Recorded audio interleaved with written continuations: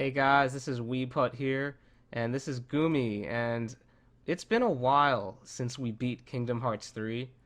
I've just kind of stopped thinking about it. While it was a pretty good game, we do feel that it was a bit disappointing for it to just be more sequel bait.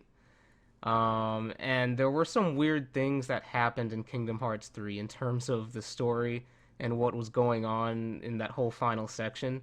And it looks like I missed this interview. March 4th, 2019. Nomura seemed to have cleared up what happened, some confusing events in Kingdom Hearts 3. And I've read through this, and it's ridiculous.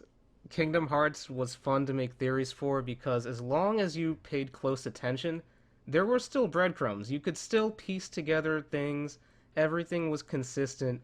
What Nomura says in this interview just goes against all of that. He can't keep making stuff up like this anymore. So let's just read through this and you'll have an idea of what I mean.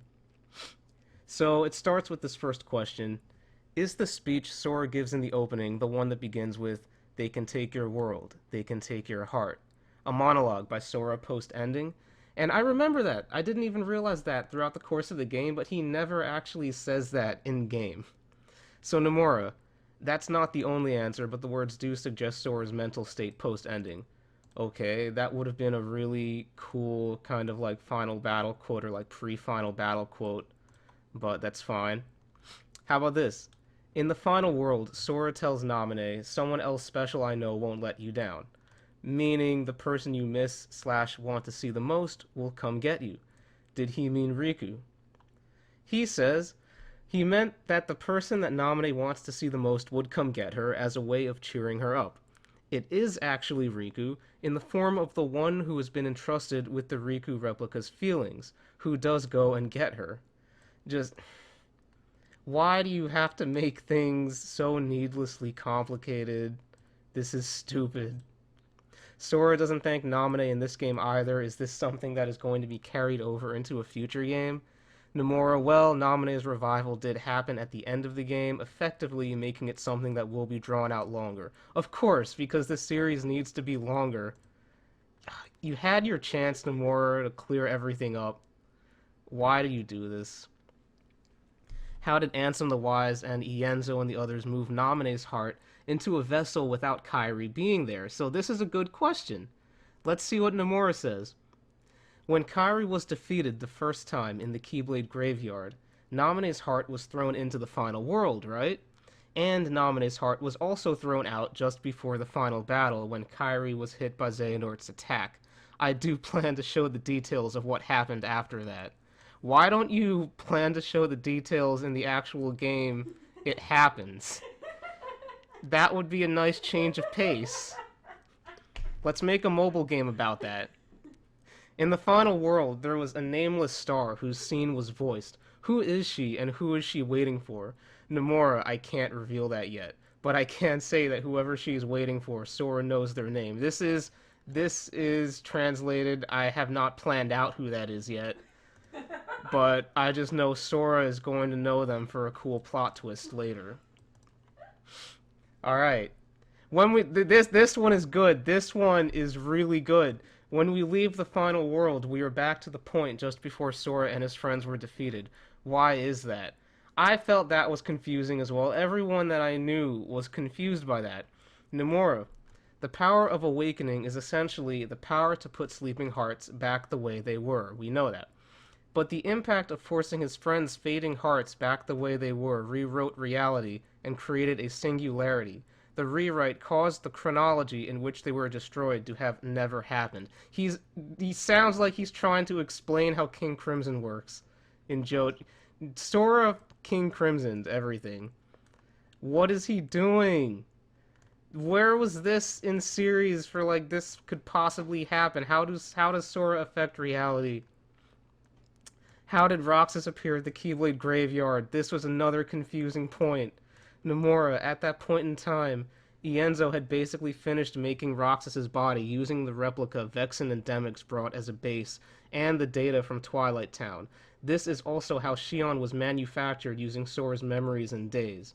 When he was at a state where all he needed was for the heart inside Sora to return, his friends were in peril. So he used his connection to Sora to rush to the Keyblade graveyard where his heart returned to his new body and his revival as Roxas was complete. I can feel how hard he's trying to ass pull all these explanations.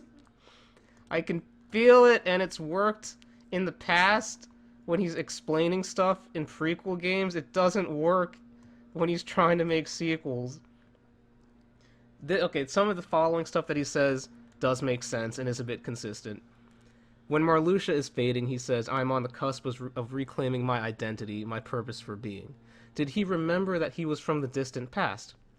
Nomura, yes, we know that. If you play Union Cross to the end, you learn his purpose for being. Never mind the fact that he straight up lied to the fans when they were like, "Nomura, this Larum guy looks like Marluxia. Don't worry, that's not Marluxia."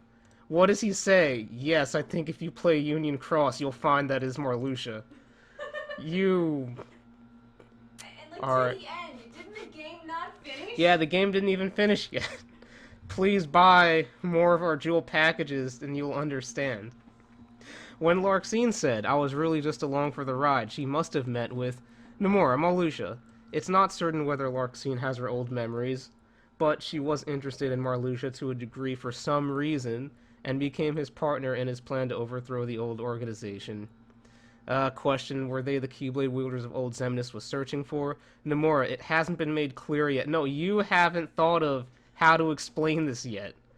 But I believe those who play Union Cross can guess. I'm just imagining a winky face here, even though it's not there. Like, stop this. By the way, Xemnas was also looking for the Chamber of Awakening in Days. When he says, "by the way," it sounds like he just thought of this himself, and is just making the connection himself. Xemnas was also looking for the Chamber of Awakening in Days, because Ventus, who was sleeping there, was a Keyblade wielder of old. Interviewer, so that means Xehanort was aware that Ventus was a Keyblade wielder of old? Nomura, regarding that, I think I definitely have to show sometime how Ventus and Xehanort met. Translation, good question. Thank you for telling me I need to show this. Oh, this is good. This is good. Other people had a question about this too. Interviewer, a question about Xehanort. Ansem and Xemnas came from the splitting of Xehanort. Does that mean that when they were defeated in Kingdom Hearts 1 and 2, Terra was revived alongside Master Xehanort? Now, by all rights, Terra should have been revived as himself at that point in time. However, his heart was still in the clutches of Xehanort, and it was unable to go back, and the shell of his body was the only thing that revived. Then Xehanort brought the heart of Terranort from the past and put it in that shell of a body he once controlled. Time travel should never have been part of this series, because Nomura gave up. He couldn't keep explaining things without it. And now there's nothing for theorists to go on because, oh, you know what, maybe this person time traveled. That explains it. Question, from when was Terra's heart inside the Guardian? This is not important, whatever, we know this. What happened to the lingering will after the battle? People were wondering this. Nomura, when Terra was revived, it caused the will to vanish and the armor disappeared. But Keyblade's wielder armor is like a Keyblade in that even if it disappears, it can be summoned again so long as the wearer is in their usual condition. This is great, this makes sense. But Nomura, you clearly thought of this after the game, because why did they all walk into that final battle unarmored? Do you think that would have helped if they had an infinitely respawning armor that didn't matter how much it got damaged? This is great. And in page 3, you saw the new Organization 13 was missing a 13th member. Who was it? Xion, we know that. Did the members of the new Organization 13 have numbers? Nomura basically says, no, they didn't. He was thinking of it at first, but it was too confusing having some members end up with different numbers than before. Who cares about that? Fujoshis only care about that so they can rank the members. That doesn't matter. When young Xehanort's fading away, he says, "Goodbye, Sora. Your time in this world is..." What did he mean? Nomura, your time in this world is over. It's hinted at in the ending. Before that scene, he warned Sora, there's a high price to pay for wielding such power foolishly. The power of awakening is not the power to bring people back to life, but Sora was using it to do just that to his friends. As a result, time was rewound, and young Xehanort predicted that Sora would pay the price by disappearing. Why was Lee insisting on being called Axel so that Roxas came back he would recognize him? That doesn't matter. Who cares about that? This is also extreme BS. Why does Maleficent know about the black box from the days of old? Nomura, after Kingdom Hearts 1, she traveled back to the age of Union Cross somehow. When she returned to the present after that, the result was her rebirth in KH2. Did that really have to be explained? Like, we could just it was perfectly fine just having her, oh, she wasn't completely killed in KH1. Oh man, she's back in KH2. I would never have thought she time traveled to the past for a bit, then came back. Nomura, the act of returning to the present time / going to the future is connected to how characters from the days of old have ended up in the current time period. It seems Maleficent thinks that the Book of Prophecy is inside that black box. Nomura, she does think that. It hasn't been shown exactly when she began to think that way, but I do plan to reveal it soon in Union Cross. Through my mobile game, because this is the only way I can tie everything up. Square is not going to give me more money for prequel games. Oh, okay, yeah, Master Xehanort. In Kingdom Hearts Birth by Sleep, Master Xehanort's goal behind opening Kingdom Hearts was to create a new world. But in this game, he says it's to reset the world. Yeah, that was dumb. That's a point that a lot of people didn't like, because he was seen as this villain that had this motive that he just wanted to see what would happen after he created the Keyblade world because he was just curious about it. Now, at the end of KH3, he's talking like that was always his plan, that to lead the new world. So what was with this? Nomura. What was revealed in this game was another piece of the truth. His goal was, this world is no longer any good, and we have to recreate it from scratch. No, you thought that his original reason was boring, and you changed it in Kingdom Hearts 3. Even the interviewer says, we were interested in why Xehanort would come to such a conclusion. Nomura. Well, at first, I did want to use a next game to dig down into how Xehanort went from that simple boy playing the chess-like game to an admirer of the darkness. But if I do that, then the Dark Seeker Chronicle wouldn't have ended with KH3 after all. Laughs. Some ideas had solidified to a degree, but it's shelved for now. And during the underwater section, Scala ad Caelum, you can see a clock tower like the one that appears in Union Cross. Was this on purpose? Nomura, yes, the staff who drew the concept art came to me with two proposals, one standing normally on the seabed and one hanging upside down from the surface of the sea. I chose the upside down one. You know what that sounds like? That sounds like he did not intend for that to look like the Daybreak Town ruins.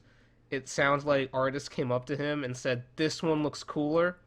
The artist probably intended this. It sounds like he didn't even know and was like, yeah, that looks good. We'll see what happens. And the rest of this is just stuff we already... Oh, yeah, the last one. When Luxord was fading away, he gave Sora a wild card. What did that mean? Nomura, that will come into play later. Perhaps Luxord's card holds the key to Sora's revival. Perhaps. Perhaps, he says. Nomura, stop this. The series, you had the perfect chance to end the series and make it memorable for years to come. But instead, you had to suck shareholder dick, and now they want sequels. Now Kingdom Hearts 4 is going to be entirely played by 40-year-olds. And then KH5, they're going to be dead, so you're going to need to re-release the entire series again just to get the kids to understand everything. Or maybe you'll make a novel series. Would you like that? Anyway... I don't know. I might be done with Kingdom Hearts theories because this is too much BS now at this point. Like, you can't follow breadcrumbs anymore, and it's like it sounds like it's going to require we have to play Union Cross for anything in the future. I don't know. I'll still probably play new games as they come out because they're still fun games, but it's yet to be seen if I'll be doing serious theories. We'll see. Anyway, what are your thoughts on this interview and his explanations for what happened in Kingdom Hearts 3? I feel disappointed in it, but let me know what you think. as always, like and subscribe if you want more of our content. And Weeb Hut out.